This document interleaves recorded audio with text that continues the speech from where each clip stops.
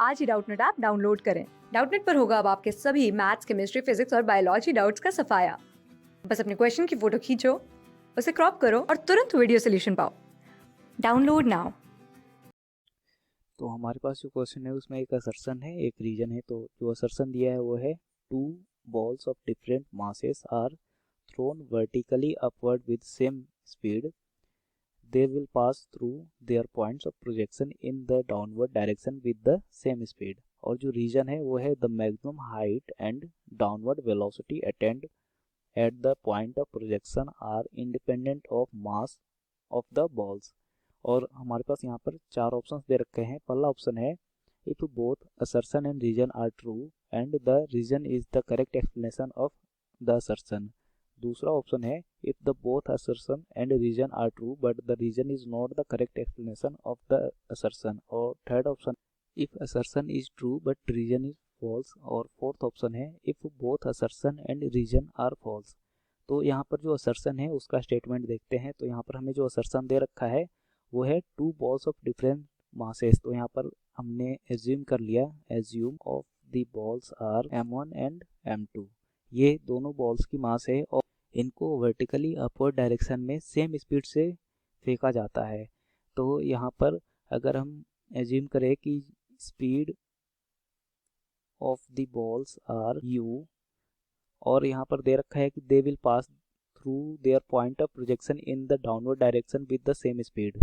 तो यहाँ पर जो असर्शन है उसमें दे रखा है कि अगर मान लिया इस पॉइंट से दोनों बॉल्स को ऐसे अपवर्ड डायरेक्शन में u स्पीड से फेंका जाएगा तो जो दोनों बॉल्स होगी वो इस पॉइंट पे, इसी पॉइंट पे जो है वो सेम स्पीड से आएगी लेकिन डाउनवर्ड डायरेक्शन में आएगी।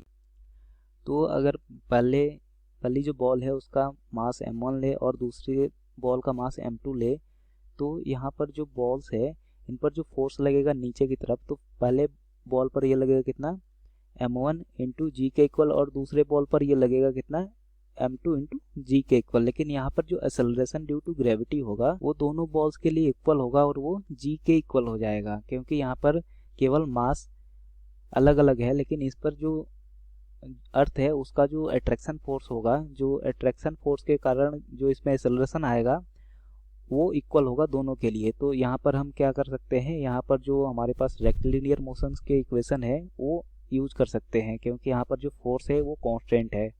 तो यहाँ पर हमारे पास जो एक्सेलरेशन ड्यू टू ग्रेविटी है वो दोनों बॉल्स के लिए इक्वल आ गया। तो अगर पहली बॉल जो है मान लिया इस हाइट तक आती है, ऐसे इस हाइट तक ऐसे आती है और फिर यहाँ से ये नीचे चली जाएगी, तो ये वाली जो हाइट होगी ये क्या हो जाएगी, इसकी मैक्सिमम हाइट हो जाएगी जिसको हम बोलते हैं एच मैक्स। तो सेकेंड इक्वेशन ऑफ मोशन लगाए तो यहाँ पर जो एच मैक्स होगा इसकी जो वैल्यू होगी वो कितनी हो जाएगी, ये हो जाएगी U T plus half A T square. मतलब ये हो जाएगा U T plus half into जो ए होगा वो जी के इक्वल होगा, लेकिन यहाँ पर जो यू है उसके अपोजिट डायरेक्शन में जी लग रहा है इसलिए इसकी जो साइन होगा वो निगेटिव होगा। तो ये हो जाएगा माइनस जी इंटू टी स्क्वायर, जहाँ पर जो टी है वो इस पॉइंट से एच मैक्स तक जाने में जो टाइम लगा वो है। तो यहाँ से हमारे पास जो एच मैक्स का इक्वेशन बनेगा ये क्या बनेगा, ये बनेगा U T minus half G T square. और चूंकि जो बॉल है यहाँ पर मैक्सिमम हाइट पर पहुँचेगी तो यहाँ पर जो इसका स्पीड होगा उसको अगर v लिखें तो v की वैल्यू यहाँ पर 0 होगी, क्योंकि यहाँ पर अगर स्पीड 0 नहीं होगी तो इससे आगे जाएगी, लेकिन यहाँ पर चूंकि ये एच मैक्स है इसलिए यहाँ पर इसकी स्पीड 0 होनी चाहिए। तो थर्ड इक्वेशन अगर हम लिखे तो ये हो जाएगा कितना V square equal to U square plus 2as। तो इसमें वैल्यू रखेंगे तो ये कितना हो जाएगा, ये हो जाएगा v की वैल्यू है 0 तो ये हो जाएगा यू स्क्वायर प्लस 2 इंटू ए की वैल्यू जो है माइनस जी के इक्वल है, क्योंकि अभी जो गेंद है ऊपर की तरफ जा रही है और जो एक्सेलरेशन है वो नीचे की तरफ है। तो ये हो जाएगा माइनस जी इंटू एस जो है वो एच मैक्स के बराबर है, तो ये हो जाएगा एच मैक्स। तो यहाँ से जो हमारे पास एच मैक्स की वैल्यू आएगी उसको निकालते हैं तो ये हो जाएगा U square equal to 2g H max. तो हमारे पास यहाँ पर जो एच मैक्स की वैल्यू आ गई ये कितनी आ गई, ये आ गई हमारी यू स्क्वायर बाई 2g के इक्वल आ गई हमारी एच मैक्स की वैल्यू। अब जब ये एच मैक्स हाइट पर होगी, मतलब अपनी जो मैक्सिमम हाइट है उस पर होगी, तो यहाँ पर इसकी वेलोसिटी 0 होगी। तो उसके बाद से चूँकि यहाँ पर एक्सेलरेशन नीचे की तरफ है तो इस पर एक्सेलरेशन फिर से लगेगा और ये नीचे की तरफ अब चलना चालू कर देगी। तो यहाँ पर अगर हम थर्ड इक्वेशन ऑफ मोशन फिर से लगाएं तो ये हो जाएगा v² equal to u² plus 2as।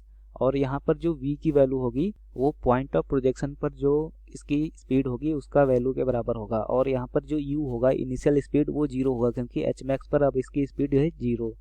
तो यहाँ पर u की वैल्यू 0 लिखते हैं और हमें यहाँ से v की वैल्यू पता करते हैं। तो ये हो जाएगा v² इक्वल टू 0 का स्क्वायर प्लस 2 इंटू a की वैल्यू अब g के इक्वल होगी, क्योंकि यहाँ पर जो वेलोसिटी है वो एक्सेलरेशन के डायरेक्शन में है। तो यहाँ पर जो a है वो पॉजिटिव g लेंगे, तो ये हो जाएगा कितना प्लस g इंटू जो s है वो कितना है वो h मैक्स के बराबर है, तो ये हो जाएगा कितना h मैक्स। तो यहाँ से अगर हम v² की वैल्यू लिखें तो ये कितना हो जाएगा, ये हो जाएगा 2g h मैक्स के इक्वल।